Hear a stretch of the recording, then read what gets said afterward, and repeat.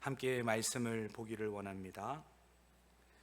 함께 나눌 하나님의 말씀은 누가복음 7장 36절부터 42절까지 말씀입니다.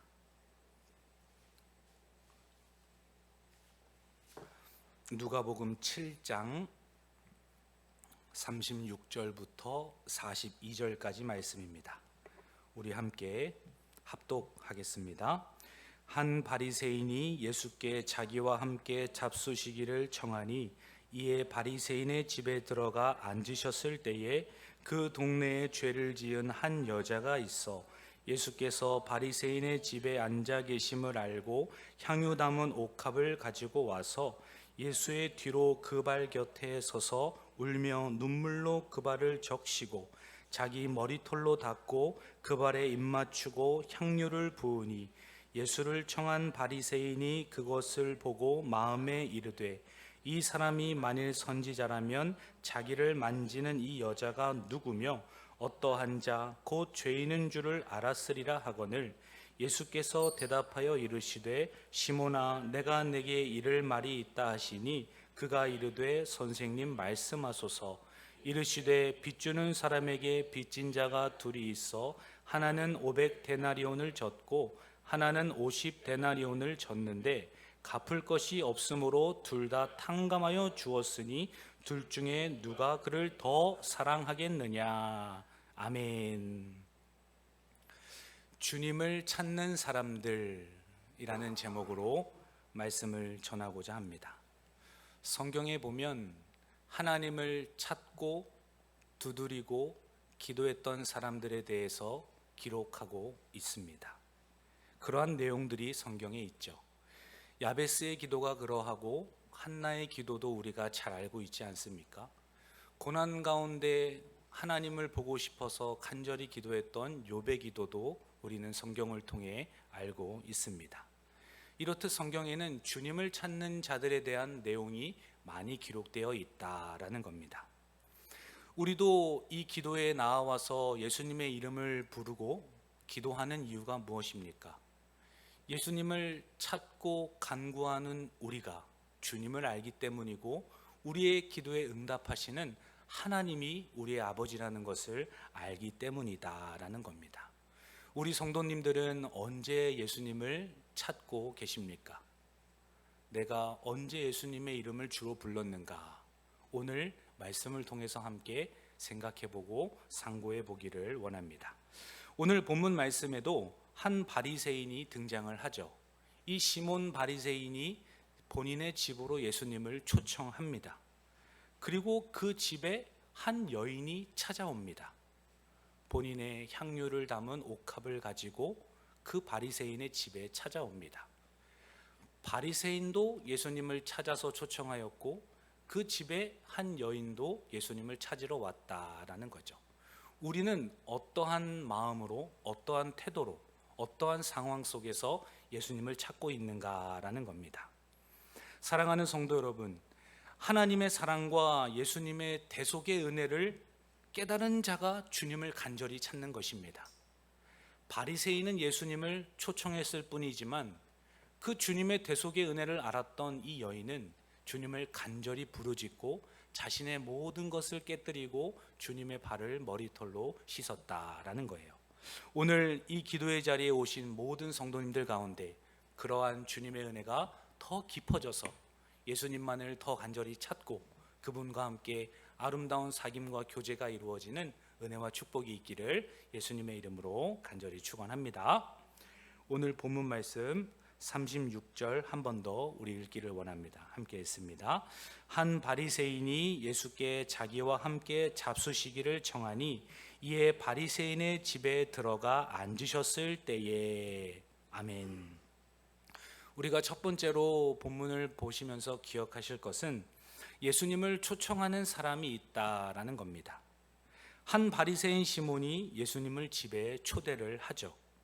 이 바리새인 시몬은 예수님의 집에 초대를 했지만, 예수님을 집에 초대했지만 예수님이 참된 선지자라는 것을 알아보려는 의도를 가지고 있었습니다. 그냥 집으로 초청하는 것이 아니라 진짜 선지자인가? 정말 우리와 같은 생각을 품고 같이 함께 갈 수 있는 존재인가? 이것을 알아보기 위해 예수님을 초대하였다라는 거죠.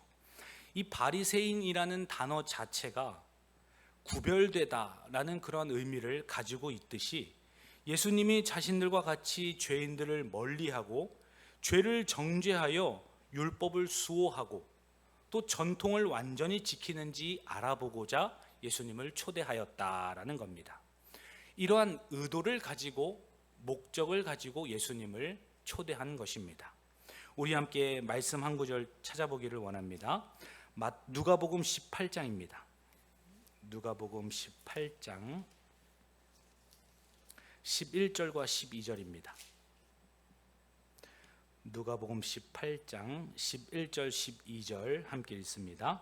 바리새인은 서서 따로 기도하여 이르되 하나님이여 나는 다른 사람들 곧 토색 불의 간음을 하는 자들과 같지 아니하고 이 세리와도 같지 아니함을 감사하나이다.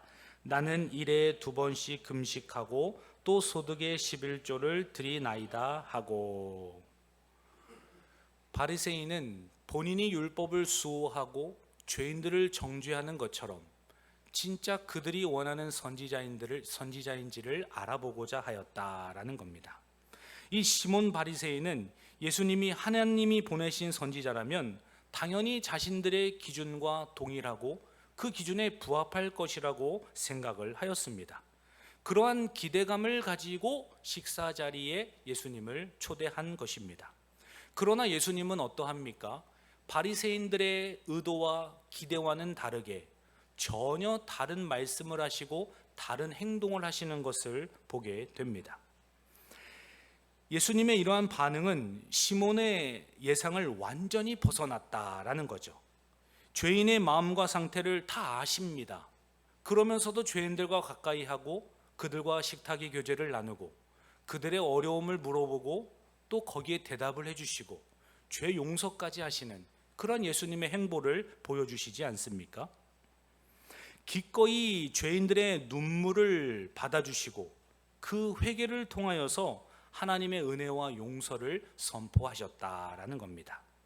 결국 바리새인 시몬은 예수님의 집에는 모셨지만 자신의 선입견과 다르고 본인의 잣대에서 벗어나자 예수님을 알아보지 못했다라는 겁니다. 똑같이 예수님을 초청하였고 예수님을 찾았던 사람이에요. 그러나 본인의 선입관, 본인의 고정관념, 본인이 원하는 바에서 벗어나자 그 예수님을 알아보지 못했다라는 겁니다.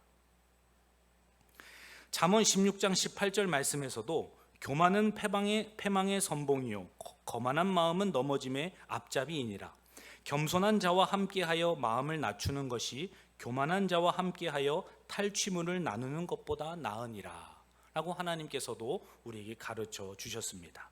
사랑하는 성도 여러분, 우리도 이 바리새인의 시몬처럼 내가 가진 잣대와 기준으로 예수님을 판단하거나 무늬만 신앙으로 살아가면서 주님을 초대하고 있지는 않은지 우리가 돌아보아야 한다라는 겁니다. 바리새인도 예수님을 초청했죠. 우리도 예수님을 초대하고 그분과 함께 거하기를 원하고 그분 안에서 살아가기를 원합니다. 그러나 우리의 마음속에 있는 그 동기, 주님을 찾으려는 원인이 바리새인과 별반 다를 바가 없을 때가 있지 않느냐라는 겁니다. 주님 그 자체만을 원하고 주님과 함께 있는 시간을 향유하고 싶어서 그분께 속하기를 원하는 순전한 마음으로 예수님의 이름을 부르고 그분을 초청하는 것이 아니라 바리새인처럼 나의 기도와 나의 기준과 나의 가치관과 나의 판단이 주님과 같지 않느냐고 확인하기 위하여서 주님을 찾고 주님을 부르짖고 내 기도에 응답해 주기를 원하는 마음에서 그러한 의도와 동기를 가지고 예수님을 찾고 있지 않느냐라는 것입니다. 주님은 자신의 자랑과 의로움으로 다가오는 바리새인을 원하신 것이 아닙니다. 주님의 은혜가 아니면 살 수 없습니다. 주님이 나의 전부이고 주님이 가라고 하는 곳에 가기를 원합니다. 멈추라고 하실 때 저도 함께 멈추길 원합니다. 그런 순전한 마음으로 주님을 따라가고 주님께 나오는 자들을 원하시는 것이지 본인의 의로움이나 본인의 생각이나 본인의 판단을 가지고 주님께 나오기를 원하시지 않는다라는 겁니다. 말씀 한 구절 더 찾아보기를 원합니다. 마태복음 9장입니다. 마태복음 9장 12절과 13절입니다. 마태복음 9장 12절 13절 함께 읽습니다. 예수께서 들으시고 이르시되 건강한 자에게는 의사가 쓸데없고 병든 자에게래야 쓸데있느니라. 너희는 가서 내가 긍휼을 원하고 제사를 원하지 아니하노라 하신 뜻이 무엇인지 배우라.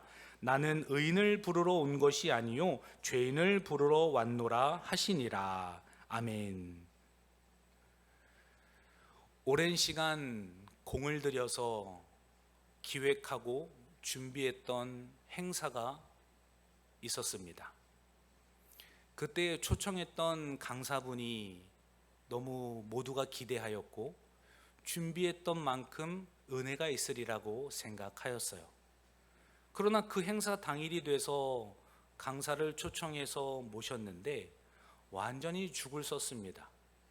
온 교회가 기도하고 오랜 시간 준비했는데 얼마나 실망감이 컸는지 모릅니다. 시간을 내서 오신 분들께도 죄송하고 또 성도님들한테도 얼마나 볼 면목이 없었는지 모릅니다. 이렇듯 마찬가지로 예수님을 초청한다고 하면서 자신의 자랑을 늘어놓거나 이상한 말만 쏟아낸다면 주님께서도 너 나에게 왜 왔니? 너 지금 내 앞에서 어떤 말을 쏟아내고 있니? 아마 실망하시면서 토로하시지 않을까라는 생각을 해보게 됩니다. 우리도 기대한 바와 뜻하는 바가 있듯이 함께 교제 가운데 그 안에 은혜가 있기를 원해요. 그러나 교제 가운데 만났을 때 세상적인 이야기만 쏟아내고 전혀 덕스럽지 않은 이야기들을 할 때가 되면 그 자리를 박차고 나가고 싶지 않습니까? 이렇듯 우리가 주님을 부른다고 이야기하면서 주님을 초청하고 모신다고 이야기하면서 우리의 말과 우리의 행동은 어떠한 위치에 있는가라는 것입니다. 사랑하는 성도 여러분, 주님께서는 상한 심령을 원하신다고 말씀하십니다. 상하고 통회하는 마음을 주께서 멸하시지 아니하시리라. 시편 51편에서는 우리에게 가르쳐 줍니다. 이 기도의 자리에 어떤 마음으로 주님 앞에 나왔습니까? 오늘 발걸음을 인도하신 주님 앞에 이 밤에 기도하실 때 주님만을 바라보시고 다른 어떤 것이 중요한 것이 아니라 그분 자체에게 초점을 맞추시는 저와 우리 성도님들 되시기를 주님의 이름으로 간절히 축원합니다. 이어서 우리가 두 번째로 37절과 38절 말씀 오늘 본문 읽기를 원합니다. 누가복음 7장 37절과 38절 함께 읽습니다. 그 동네에 죄를 지은 한 여자가 있어 예수께서 바리새인의 집에 앉아 계심을 알고 향유 담은 옥합을 가지고 와서 예수의 뒤로 그 발 곁에 서서 울며 눈물로 그 발을 적시고 자기 머리털로 닦고 그 발에 입 맞추고 향유를 부으니. 아멘. 예수님을 초청했던 바리새인이 있었고 두 번째로는 예수님을 영접한 여인이 있었다라는 겁니다. 단순히 예수님을 초청한 바리새인이 아니라 정말 그분을 마음에 모시기를 원하고 그분을 영접하였던 한 여인이 또한 있었다라는 것이죠. 이 여인은 어떠한 여인입니까? 동네에서 모든 사람들이 다 아는 여인입니다. 얼마나 도덕적이고 윤리적으로 타락하고 연약함이 있었는지 온 동네 사람이 아는 죄인이다 라고 이렇게 낙인이 찍혀 있지 않습니까? 그러한 여인이 예수님이 바리새인의 집에 계시다는 이야기를 들었습니다. 그리고 소망을 가지고 예수님 앞에 나오고 있는 것입니다. 동네 주민 누구나 다 알 만큼 공개적이고도 도덕적인 그러한 나락이 찍혀 있던 사람이었지만 예수님을 만나고 싶어 하였다라는 거죠. 당시 유대 사회에서 여성들에게 죄인이라고 불리는 경우는 주로 성매매에 종사하거나 율법적으로 심각한 이 부도덕함을 저지른 경우일 때, 그러할 때 이 여인이 죄인이다라는 그러한 낙인을 찍는 시대적인 문화 배경이 있었다라는 겁니다. 이 여인이 바로 향유를 담은 옥합을 가지고 바리새인 시몬의 집으로 향하는 것입니다. 당시 바리새인의 집에 간다는 것은 결코 녹록치 않은 일이었습니다. 죄인을 노골적으로 정죄하였던 사람들이 바로 바리새인이죠. 의도적으로 무시하고 의도적으로 배척했던 사람의 집에 찾아가고 있다라는 겁니다. 여인은 바리새인들의 정죄와 이 눈총을 감수하고 위협을 무릅쓰고 예수님께 나아왔다라는 거예요. 바리새인들이 왜 죄인들을 멀리하고 격리하고 싫어하고 저주를 퍼부었습니까? 본인의 입장에서 정결법에 의하면 죄인과 몸이 닿거나 옷깃만 스쳐도 본인도 부정해지기 때문에 모세 율법에 근거하여서 죄인과 세리들과 부정한 자들을 멀리하였습니다. 그렇기 때문에 같이 식탁의 교제도 하지 않고 같이 결혼도 하지 않았던 그러한 문화가 뿌리 깊이 자리를 잡은 것 아닙니까? 우리 함께 말씀 한 구절 더 보기를 원합니다. 민수기 19장 22절입니다. 민수기 19장 22절입니다. 민수기 19장 22절 함께 읽습니다. 부정한 자가 만진 것은 무엇이든지 부정할 것이며 그것을 만지는 자도 저녁까지 부정하리라. 아멘. 바리새인들은 죄인이 집에 들어오는 것 자체를 경멸하였고 우리 집에 들어온다는 것 자체를 허용하지 않고 그러한 일이 발생했을 경우에는 무력을 행사하더라도 집안에서 쫓아내야 하는 그러한 사명감과도 같은 것이 바리새인들과 그 집안 사람들에게 있었다라는 거예요. 더 나아가서는 하나님의 심판과 저주를 마땅히 받아야 할 존재로 낙인을 찍었습니다. 이것이 신명기 27장 26절 말씀이에요. 이 율법의 말씀을 실행하지 아니하는 자는 저주를 받을 것이라 할 것이요 모든 백성은 아멘할지니라. 모세의 율법을 지키지도 않고 율법을 제대로 알지도 못하고 그러한 이방인과 죄인들과 세리들을 격리하고 배척하고 멀리하는 것, 이 바리새인 입장에서는 너무나 당연한 것이었다라는 거죠. 뿐만 아니라 본인들은 율법을 완벽히 지키고 있기 때문에 의인이라고 생각하였고 죄인들은 율법을 모르고 지키지도 않기 때문에 부정한 사람들이라고 생각을 하였습니다. 율법의 잣대로 그들을 정죄하였고 그들을 숨막히게 하는 존재들이 바로 바리새인들이었다라는 거예요. 이러한 바리새인의 집에 온 동네에서 소문이 난 여인이 예수님을 만나러 찾아갔던 것이다라는 겁니다. 이 여인은 수치와 정죄를 뚫고 참된 회개와 헌신으로 주님 앞에 나아간 것이에요. 분명한 이유가 있었고 분명한 의도가 있었고 그러한 명분이 이 여인에게는 있었다라는 겁니다. 왜 그러합니까? 이 여인이 눈물을 흘리고 예수님을 보자마자 눈물을 흘리면서 향유를 붓고 본인의 머리털로 예수님의 발을 닦지 않습니까? 이 보통 사연이 아니고서는 이 여인이 갑자기 그렇게 할 이유가 없습니다. 바로 예수님께 나의 죄와 나의 이 타락한 몸과 나의 이 아픔들을 주님께서 용서해 주셨구나. 주님이 아무도 쳐다보지 않는 나를 만져주셨고 내 마음 가운데 평안함을 주셨고 모든 동네 사람들이 나를 무시하지만 주님만은 나를 버리지 않으셨구나.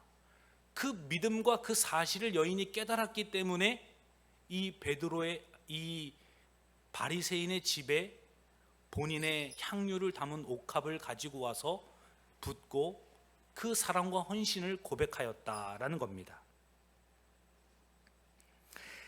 오늘 본문 하반절에 보면 47절 말씀에 그의 많은 죄가 사하여졌도다 이는 그의 사랑함이 많음이라 라고 이 여인의 행동을 해석합니다. 여인은 이전에 이미 예수님의 말씀과 소문을 여러 번 들었기 때문이에요. 예수님이 누가복음 7장 이전의 삶을 보면 5장에서도 죄인들과 세리들과 함께 식사를 합니다. 그들의 친구들이었어요. 내 친구들이 예수님을 얼마 전에 만나더니 갑자기 애들이 변했어. 죄를 끊고 용서를 빌고 나 같은 죄인도 용서하셨다는 간증들을 쏟아내는 겁니다. 정말 그 예수님이 너를 용서해 주셨니? 정말 너의 그 마음과 생각이 변화되었니? 이러한 소문을 듣고 오늘 향유 옥합을 부었더니 여인도 거듭나고 중생한 은혜를 받은 것이다 라는 겁니다.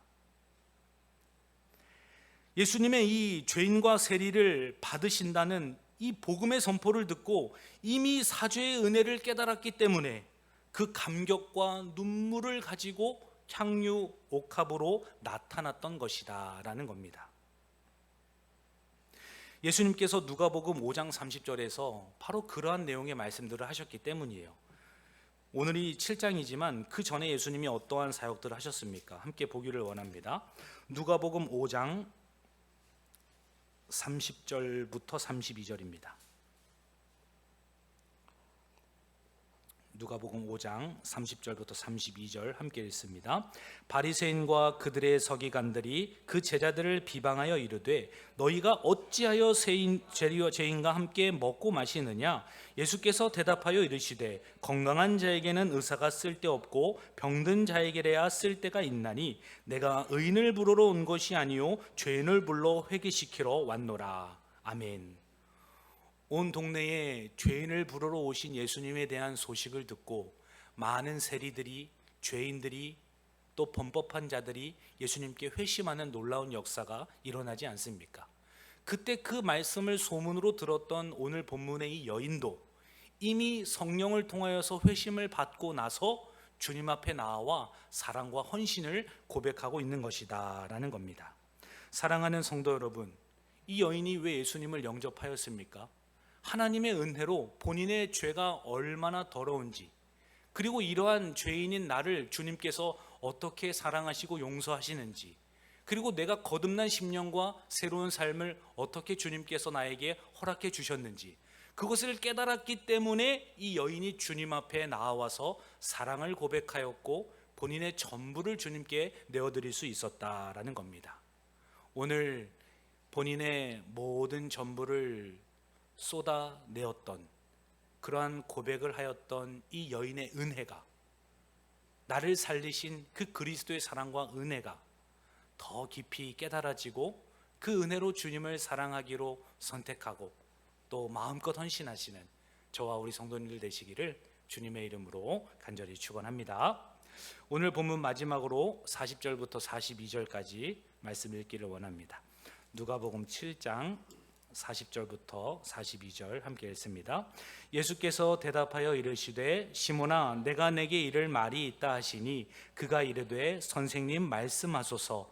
이르시되 빚주는 사람에게 빚진 자가 둘이 있어 하나는 500데나리온을 졌고 하나는 50데나리온을 졌는데 갚을 것이 없으므로 둘 다 탕감하여 주었으니 둘 중에 누가 그를 더 사랑하겠느냐. 아멘. 예수님께서 바리새인의 마음속으로 했던 질문에 대하여서 비유를 들어서 대답을 하시는 것을 보게 됩니다. 바리새인이 깜짝 놀랐을 것 같아요. 본인이 속으로만 진짜 참 선지자라면 이 여인을 멀리할 것이다, 그렇게 생각만 하고 있었는데 예수님께서 그 마음을 읽으시고 그에게 다시 되물으시는 그러한 질문을 하시는 것을 보게 되지 않습니까? 시몬은 마음으로 예수님을 비판했지만 예수님은 이 시몬의 은밀한 생각과 내면을 꿰뚫어 보고 계셨다라는 겁니다. 우리 함께 말씀 한 구절 마지막으로 찾아보길 원합니다. 시편 139편 2절입니다. 시편 139편 2절입니다.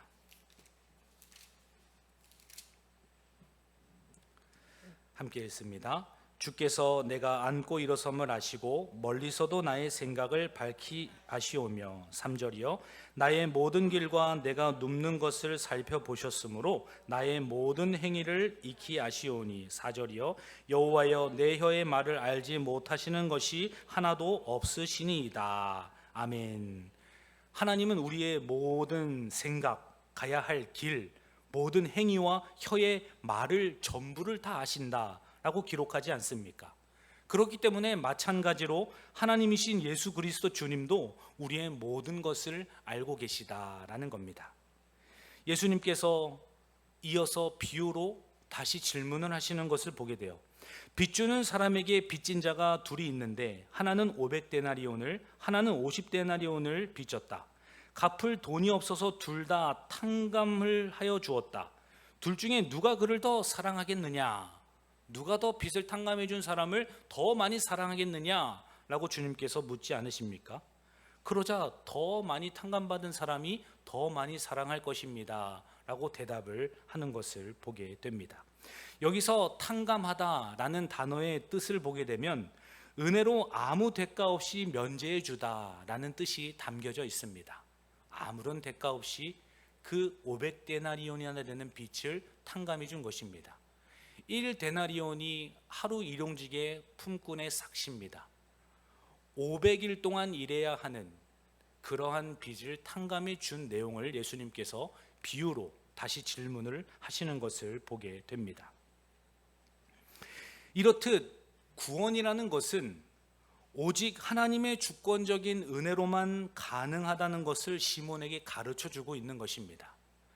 다른 어떠한 방법과 이유로 그 죄를 탕감해 주는 것이 아니라 이 여인이 용서를 받고 하나님 앞에서 나와서 본인의 전부를 쏟아내고 나를 그리스도라고 고백하는 이 모든 행위 자체가 하늘에 계신 전적인 하나님의 은혜로 주어진 은혜이자 선물이기 때문에 시몬 바리새인 너는 나를 초청하여도 알지 못하지만 이 여인은 전적인 하나님의 은혜 가운데 그분의 사랑과 은혜를 깨닫고 내 앞에 나와서 무릎을 꿇고 눈물을 흘리고 있는 것이다. 아주 현장에서 생생하게 하나님의 은혜를 복음적으로 시몬에게 가르쳐주고 계시다라는 겁니다. 사랑하는 성도 여러분, 그러나 시몬의 반응은 어떠합니까? 자신이 갚을 능력이 없는 500데나리온의 빚진 자라는 사실을 깨닫지 못합니다. 그냥 예수님이 비유의 말씀을 하시는구나, 그냥 예수님이 어떠한 비유를 들으시는구나, 그 깊이에 있는 하나님의 사랑과 예수 그리스도에 대한 은혜에 대하여서 생각하지 않는다라는 겁니다. 아무리 많은 말씀을 알고 아무리 많은 율법을 행한다 할지라도 그 예수님의 마음의 중심에 있는 복음과 그 사랑과 은혜를 잊어버린다면 우리는 바리새인과 다를 바가 없는 신앙생활을 하기가 쉽다라는 것입니다. 오늘 이 기도의 자리에 왜 나오셨습니까? 죄와 사망으로 인하여서 영원한 죽음을 향해 가고 있는 나를 살리신 예수 그리스도, 늘 말과 행동으로 아내에게, 자녀에게, 직장 동료에게, 교회 사람들에게 말과 상처를 주지만 그럼에도 불구하고 나를 버리지 않으시고 내 가운데 평안과 기쁨과 용서의 마음을 주셔서 다시 사람답게 하나님의 형상답게 살아갈 수 있도록 용기와 담대함을 주신 주님, 나를 이전의 모든 과거를 청산하고 옛 모습을 벗어버리고 구습을 따르는 자가 아니라 이제는 새로운 생명을 가지고 주님을 향하여 나아갈 수 있도록 다시 내 마음 가운데 생기를 불어넣어 주신 그 예수 그리스도, 그분을 알고 깨달았기 때문에 우리가 오늘 이 자리에 나와야 한다라는 것입니다. 사랑하는 성도 여러분, 머리가 가득하고 아는 것이 많은 바리새인처럼 예수님께 나아가는 자가 아니라 가진 것이 없고 부족하고 죄가 많고 연약하더라도 그리스도의 은혜를 깨달은 자로서 주님 앞에 나아가시는 우리 모두가 되기를 예수님의 이름으로 간절히 축원합니다. 바로 그 여인이 눈물로 발을 적시고 머리털로 닦으며 발에 입 맞추고 향유를 부는 것입니다. 자신을 500데나리온 이상의 죄인으로 알았기 때문에 이것이 가능한 것입니다. 내가 얼마나 주님 앞에 용서받을 수 없는 존재인가, 내가 얼마나 하나님 앞에서 그분의 이름을 부르기도 민망할 만큼 죄인인가, 이 사실을 철저히 깨달았기 때문에 주님의 그 뒷모습에 있는 발을 붙잡고 주님을 보자마자 그렇게 사랑과 헌신을 고백하는 여인의 모습을 보게 된다라는 겁니다. 자신을 용서하신 그 사죄의 은혜에 온전한 삶으로 반응을 한 것입니다. 용서의 크기를 알기 때문에 사랑이 큰 것입니다. 내가 얼마나 죄인인지를 알기 때문에 하나님을 향한 사랑이 큰 것이다. 이 사랑의 크기는 용서의 크기가 결정하기 때문입니다. 내가 얼마나 죄인인지 이런 나를 얼마나 사랑하셨는지를 알아야지만 우리의 사랑의 크기가 결정이 된다라는 거예요. 시몬은 자신이 받게 될 용서의 크기를 알지 못했기 때문에 차가운 불신자로 돌아섭니다.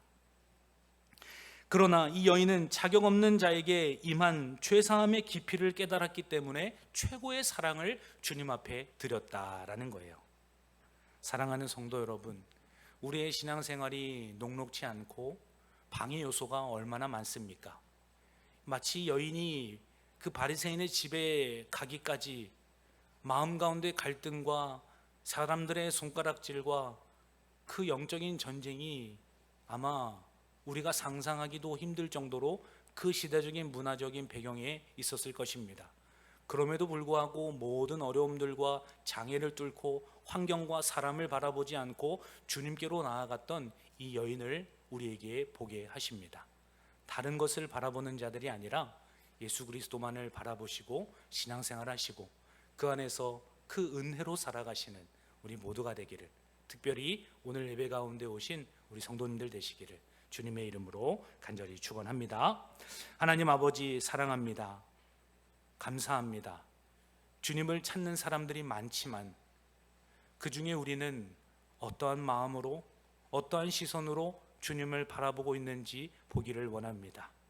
우리의 죄악들을 용서하시고 교만함과 거만함과 자만함을 회개케 하시며 다시 그리스도의 은혜와 사랑 앞에서 순복하는 믿음의 성도들 될 수 있도록 성령 하나님께서 인도하여 주옵소서. 우리의 삶의 모든 것이 주님께로부터 기인하였음을 고백하며 예수님의 이름으로 기도하옵나이다. 아멘.